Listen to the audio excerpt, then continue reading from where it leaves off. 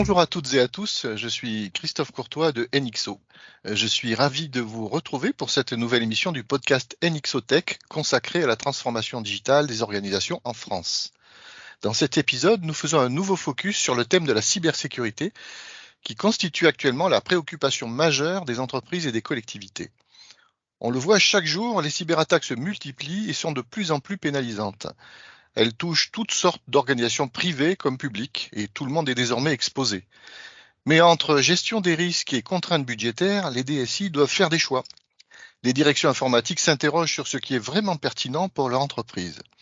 En effet, il existe de nombreuses solutions et services de sécurité sur le marché. Alors, lesquels choisir et quelles sont les bonnes pratiques? Pour répondre à ces questions, j'ai le plaisir d'accueillir Thomas Fritz, responsable du SOC de NXO France, qui va nous aider à y voir plus clair et à faire les bons choix. Pour entrer directement dans le vif du sujet, Thomas, quelles sont concrètement les menaces auxquelles font face les entreprises et les collectivités? Bonjour à toutes et à tous. Alors, pour commencer, pour aller directement dans le vif du sujet, comme tu le dis, la première chose à avoir en tête, c'est que la vulnérabilité aujourd'hui se situe entre la chaise et le clavier, c'est l'utilisateur. C'est aujourd'hui ce dernier qui est ciblé prioritairement par les attaquants afin d'accéder au SI. Le déroulement classique qu'on voit dans le cadre des attaques, c'est un utilisateur qui aura cliqué malencontreusement sur un lien dans un mail qui était dans une attaque typée phishing, qui aura exécuté une pièce jointe qu'il n'aurait pas dû, permettant par ce biais-là aux attaquants de prendre la main sur un poste utilisateur dans un système informatique. À partir de là, les attaquants, ce qu'ils veulent faire, c'est de l'argent. Donc les attaquants, globalement, pour ça, ils ont 2 méthodes. La première, c'est voler des données et les revendre derrière, ou chiffrer un système d'exploitation et en demander une rançon derrière pour en rendre l'utilisation. À partir de là, les attaquants vont avoir un certain besoin d'exhaustivité. Parce que si un attaquant compromet 2 postes de travail et 3 serveurs, il n'y a pas grand monde qui va payer une rançon derrière. Donc l'objectif de ces derniers, ça va être de se répandre sur le SI, de compromettre idéalement l'intégralité du SI, y compris ses backups, pour avoir un maximum d'impact lors du déploiement d'un logiciel typé ransomware. Et c'est pour ce faire que on constate en moyenne en France, l'année dernière, il y avait 25 jours qui se passaient entre une compromission initiale et un SI qui était complètement compromis par un ransomware. Alors, quelles sont les approches à avoir en tant que DSI face à ces cyber-risques? Alors, il y a 2 approches qui sont complémentaires. L'approche proactive qui a pour objectif de réduire sa surface d'attaque et les approches réactives qui ont pour objectif d'être en capacité de répondre à ces attaques. Alors, côté proactif, le sujet majeur aujourd'hui, c'est la sensibilisation des utilisateurs, puisque comme on l'a vu précédemment, les attaquants passent par ces derniers pour rentrer sur les systèmes d'information et ils ont toujours besoin d'avoir une action, que quelqu'un fasse un clic pour justement leur permettre d'accéder à ces systèmes. Du coup, sensibiliser l'utilisateur est aujourd'hui fondamental.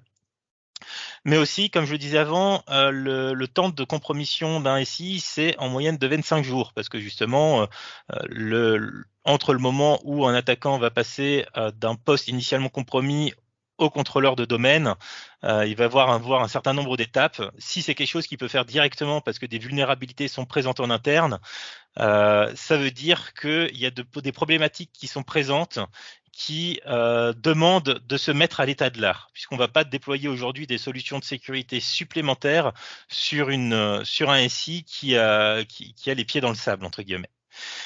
Et le côté réactif, du coup, c'est partir de l'hypothèse que le risque zéro n'existe pas, et donc de comment être capable de détecter et de répondre aux attaques, aux cyberattaques. Alors justement, quelles sont les solutions qui offrent des capacités de détection et de réponse? Alors le point névralgique du SI aujourd'hui, à mon sens, c'est Silent qui est à la fois donc le poste utilisateur sur lequel les attaquants vont rentrer, mais aussi les serveurs qui hébergent les données qui sont ciblées par ces mêmes attaquants. Les solutions qui historiquement protègent cette couche endpoint, ce sont les solutions typées antivirus. Alors les solutions typées antivirus, elles ont évolué au cours du temps. On est passé de solutions qui faisaient de l'analyse statique à ensuite de l'analyse de code heuristique, puis ensuite du sandboxing qui consistait à envoyer des fichiers suspicieux dans des environnements clos afin de regarder leur comportement sur ce dernier, etc.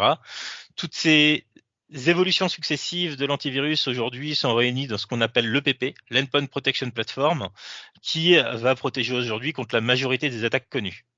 La question, par contre, se pose sur les limites des solutions EPP aujourd'hui et qui a mené à l'émergence des solutions qui sont aujourd'hui appelées EDR, Endpoint Detection and Response, qui visent à combler l'angle mort des solutions EPP via de l'analyse comportementale, qui, via corrélation de log, qui, via moteur d'apprentissage, va s'intéresser non pas à un binaire dans une attaque, mais va s'attaquer au comportement d'un attaquant, c'est-à-dire comment mon attaquant va se comporter sur le réseau une fois qu'il a compromis justement ce poste initial, les actions qu'il va mener.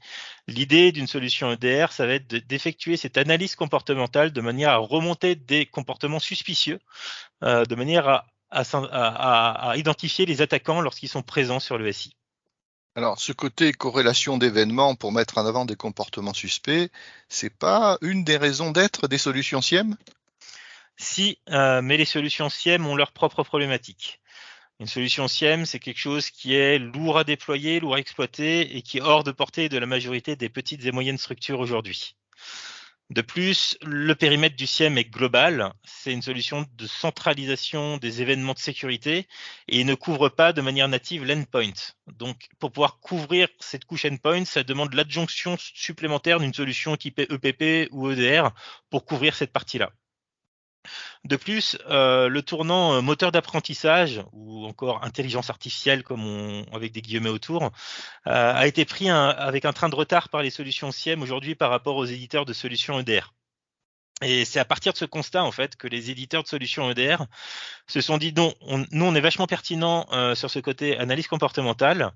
Par contre, notre capacité de détection aujourd'hui est limitée à l'endpoint. Pourquoi est-ce qu'on ne serait pas capable d'entraîner nos moteurs de détection sur des périmètres plus larges, donc en entrant des logs supplémentaires pour pouvoir avoir la partie endpoint, mais aussi les couches réseau via les logs des firewalls par exemple, la couche identité, la couche mail, etc.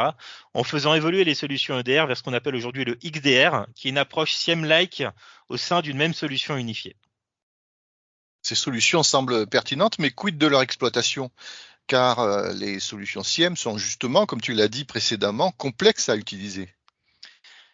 Alors, il faut garder en tête que ça reste ce qui distingue une solution EPP d'une solution EDR-XDR. C'est qu'il y a un besoin d'effectuer de la qualification d'incident qui est remonté par la solution.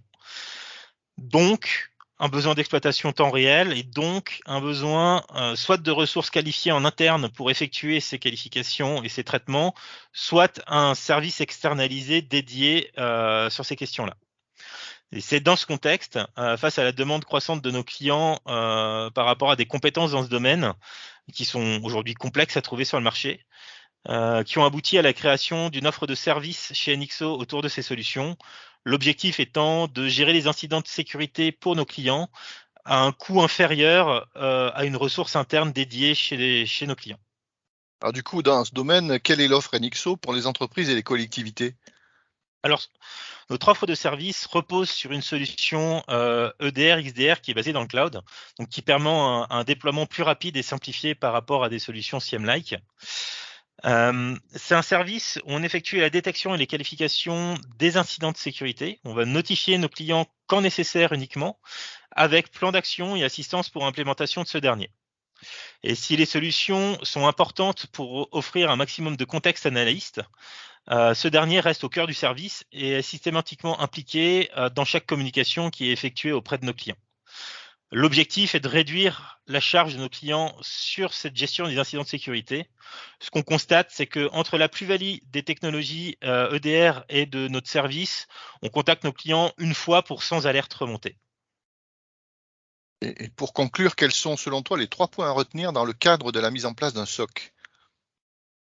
Le premier, c'est de quoi est-ce que j'ai besoin aujourd'hui et de quoi est-ce que j'aurai besoin demain? Quelles sont mes sources de log? Beaucoup de clients pensent avoir besoin d'une solution SIEM, alors qu'une solution typée XDR serait plus pertinente et permettrait d'adresser de manière cohérente et unifiée les problématiques endpoint et sources tierces.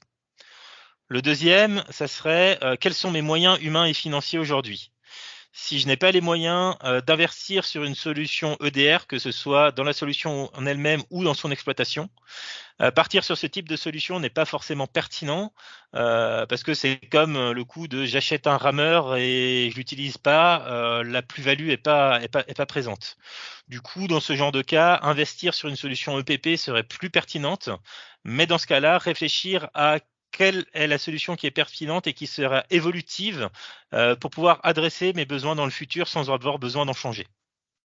Et enfin, la dernière, si je pars sur un service pour gérer ce genre de solution, quelle est la plus-value de ces dernières? Est-ce juste un service de détection et de notification ou est-ce qu'il y a un vrai accompagnement qui est présent derrière? Eh bien, Thomas, merci. Bien voilà qui conclut cet épisode du podcast NXOTech. Nous espérons que vous l'aurez trouvé intéressant et enrichissant. Et si c'est le cas, n'hésitez pas à commenter et à relayer. Vous pouvez aussi contacter NXO pour aller plus loin. À bientôt.